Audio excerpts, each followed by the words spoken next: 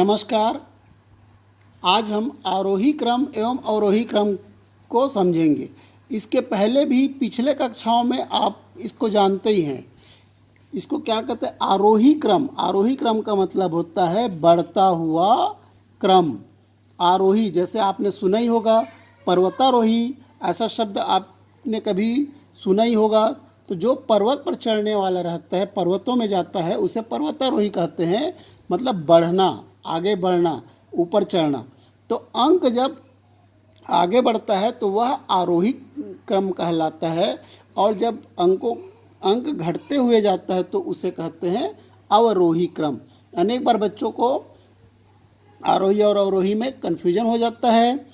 तो आरोही क्रम वास्तव में कौन सा है? बढ़ता क्रम, मतलब छोटे से बड़े की ओर जाना आरोही क्रम, एवं बड़े से छोटे की ओर जाना या घटता हुआ क्रम ही अवरोही क्रम कहलाता है। क्योंकि पूर्व की कक्षाओं में आप दूसरी में, तीसरी में बढ़ते क्रम और घटते क्रम शब्द को सुन चुके हो, जानते हो। तो वही आरोही क्रम कहलाता है, बढ़ता क्रम, और अवरोही क्रम घटता क्रम कहलाता है। अब यहाँ पर कुछ आपके बुक से कुछ प्रश्न ले लेते हैं। आरोही क्रम में लिखना है इसको। तो आरोही क्रम में लिखने के लिए सबसे पहले आप क्या करोगे? सबसे पहले ये देखना है कि जो हमारा अंक है उसको इकाई, दहाई, सैकड़ा, हजार के रूप में आपको इसके पूर्व में मैंने बताया है। तो उस रूप में पहले अल्पविराम लगा लेंगे। तो देखिए, 1, 2, 3 संख्या इकाई, दहाई, सैकड़ा, उसके बाद एक अल्पविराम लग जाएगा, फिर हजार, 10,000, तो हो गया 15,775। यहाँ पर इकाई, दहाई, सैकड़ा, फिर हजार, फिर इकाई, दहाई, सैकड़ा, यहाँ पर हजार, इकाई, दहाई, सैकड़ा, हजार। कई बच्चे क्या करते हैं? अल्पविराम लगाते नहीं है, फिर इसीलिए उसको गलत कर देते। तो सबसे पहले काम क्या आरोही क्रम या अवरोही क्रम में आप बनाओगे तो अल्पविराम लगाइए। अल्पविराम लगाने के बाद अब आप देखो, स्पष्ट पता चलता है। यह हो गया 15,000, ये 775। तो पहले 10,000 वाले जो अंक है इसको देखेंगे अल्पविराम के इस पर 15, तो ये हो गया 15, और यहाँ पर है 25, यहाँ 20, और यहाँ पर है 15। तो आरोही क्रम में लिखना है तो सबसे छोटे को पहले लिखें। तो दोठने अंक हमारा ऐसा आया है, संख्या ऐसा है जिसमें 15,000 है। तो अब उसके बाद सैकड़ा वाला को देखेंगे, 700 दिया है, यहाँ पर 900 दिया है, मतलब 700 वाला छोटा है। तो सबसे पहले आ जाएगा 15,775, ये आ जाएगा।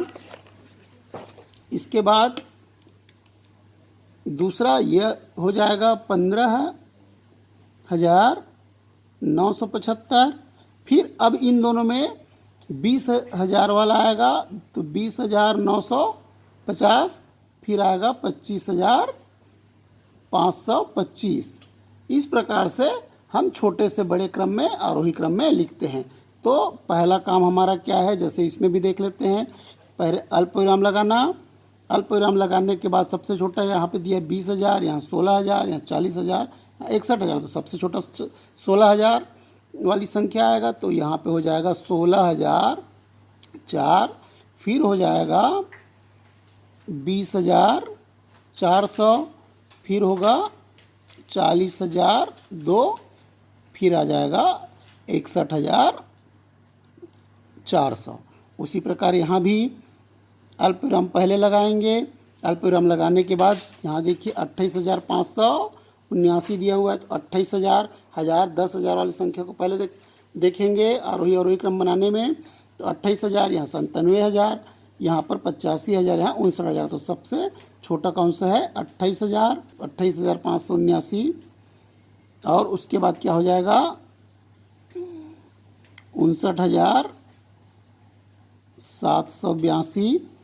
उसके बाद 85,792, फिर 97,582। इस प्रकार से हम आरोही क्रम में बना लेंगे। इसी प्रकार अवरोही क्रम में भी सरलता से बनाया जा सकता है। अवरोही क्रम में क्या होगा? अब यहाँ पे आरोही क्रम में बनाने के लिए हम छोटे से बड़े की ओर जाते हैं या बढ़ते हुए क्रम में जाते हैं। अवरोही में घटते हुए जाएंगे, मतलब सबसे बड़े जो संख्या है उसको पहले लिखेंगे, फिर उससे छोटा, फिर छोटा, फिर सबसे छोटा लिखेंगे। तो अल्पविराम सबसे पहला काम क्या बताया मैंने? अल्पविराम लगाना। अल्पविराम लगाने के बाद जो संख्या हमको दिया हुआ है उसको पढ़ेंगे तो इसमें 17,000, 27,000, 37,000 और 47,000। तो सबसे बड़ा कौन सा 47,000 वाली संख्या है? तो सबसे पहले क्या जाएगा 47,548। उसके बाद कौन सा होगा? आरोही क्रम में बना रहे हैं तो सबसे बड़े को पहले लिखेंगे, फिर 37,642, उसके बाद 27,246 और फिर आखिरी में आ जाएगा 17,426। इसी प्रकार यहाँ भी 57,000 वाली संख्या 57,000, 43,000, 50,000 और 63,000। तो सबसे बड़ी कौन सी संख्या है? 63,000 वाली है तो हो जाएगा 63,809। उसके बाद दूसरा नंबर में आएगा 57,634, फिर आएगा 50,430 और फिर अंतिम में आएगा 43,005। वैसे यहाँ पर देखते हैं अभी 70,000, 90,000, 80,000 और 50,000। तो सबसे बड़ा कौन सा है? 90,000 वाली संख्या। तो 90,040, फिर 80,000, 70, उसके बाद 70,020 और फिर आखिरी में आएगा 50,090। तो अब आरोही और अवरोही क्रम आप आसानी से बना सकते हैं। इसके लिए आपको अब आपके पुस्तक से एक अभ्यास में दे रहा हूँ। इस अभ्यास को आप पहले मोबाइल को पॉज कीजिए, फिर अपने नोटबुक में उतारिए, फिर अभ्यास को पूरा कीजिए, इसको हल कीजिए। तो आप जब स्वयं हल करेंगे, गणित एक ऐसा विषय है जिसमें जब तक आप स्वयं न करो तब तक गणित समझ में नहीं आता है। सिर्फ देखने से सुनने से पूरी तरह गणित क्लियर नहीं होता है। उसके लिए आपको स्वयं अभ्यास करना आवश्यक है।